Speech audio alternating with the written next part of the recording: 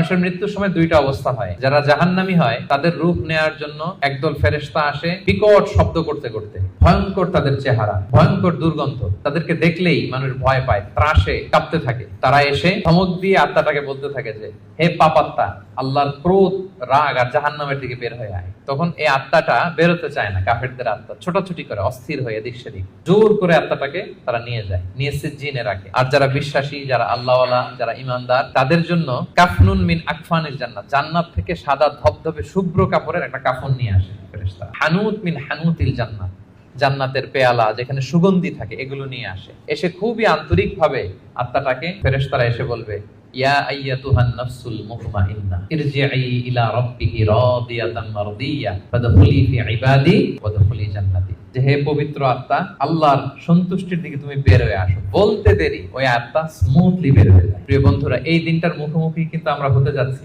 একদিন আমাদের দেহ থেকেও তো আমাদের এই আত্মা বের হবে। আমরা যেন ওই শ্রেণীর অন্তর্ভুক্ত হতে পারি যাদের জন্য জান্নাত থেকে শুভ্র কাফন আনা হবে। আল্লাহুম্মা আমিন।